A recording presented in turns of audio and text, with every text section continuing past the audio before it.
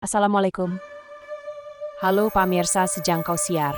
Kumaha daramang, di desa terpencil bernama Desa Gunung Bulat, Kecamatan Pamijahan, Bogor, hiduplah seorang nenek bernama Masani dan anaknya. Kegiatan Masani sehari-harinya berjualan makanan di perkemahan di puncak Gunung Bulat. Pukul 5 sesudah sholat subuh, Masani berangkat jualan ke perkemahan puncak Gunung Bulat. Banyak dari berbagai daerah berkemah atau berkemping di sana. Ini jadi peluang untuk Masani mengais rupiah. Karena pagi-pagi banyak orang yang berkemah mencari sarapan. Tentunya Masani bukan satu-satunya pedagang di sana. Ada banyak warga Gunung Bulat yang ikut berjualan di puncak Gunung Bulat untuk mencari sesuap nasi.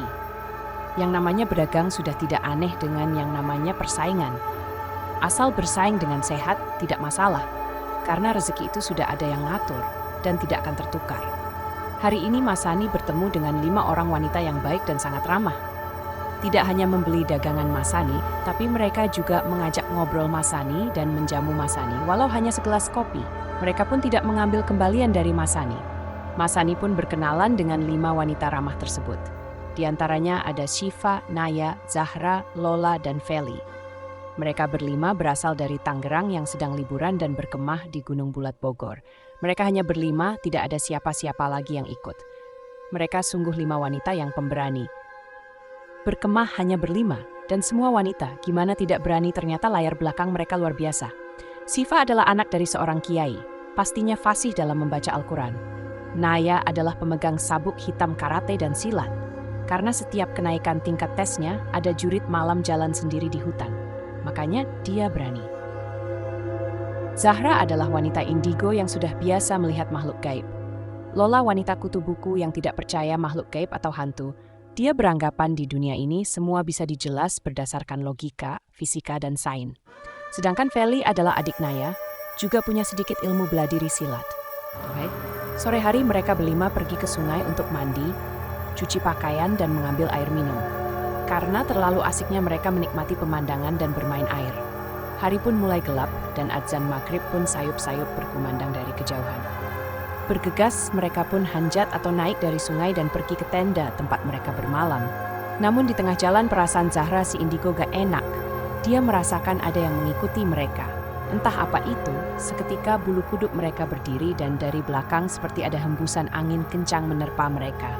Lalu muncullah cahaya hijau di depan mereka. Dan cahaya hijau itu berubah perlahan menjadi sesosok genderuwo berbadan hitam besar dan kuntilanak menghadang mereka berlima.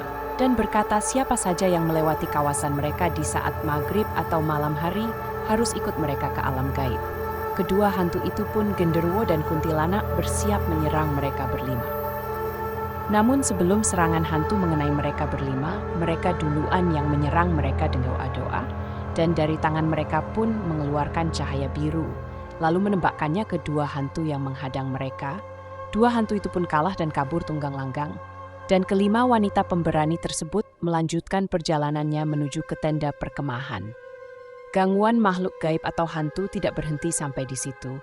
Tengah malam saat mereka tertidur, terjadi gangguan gaib lagi. Karena saat mau tidur, Zahra lupa memasang pagar gaib di sekeliling tenda mereka.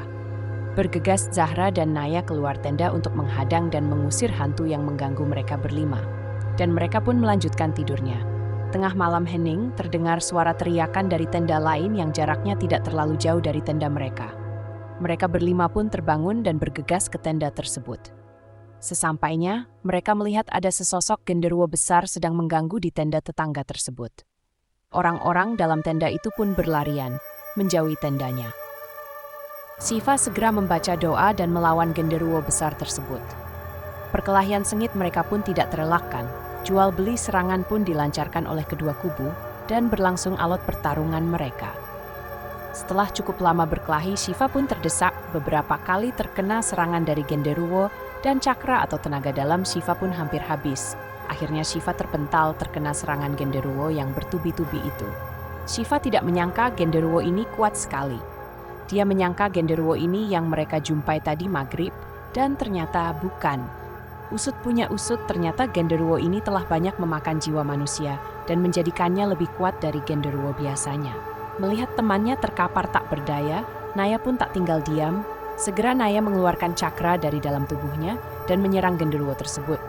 Lagi-lagi pertarungan sengit tak terelakkan, namun genderuwo itu kekuatannya tidak ada habisnya. Dan semakin kuat, Naya pun kewalahan dan hampir kalah. Segera Lola si kutu buku membantunya.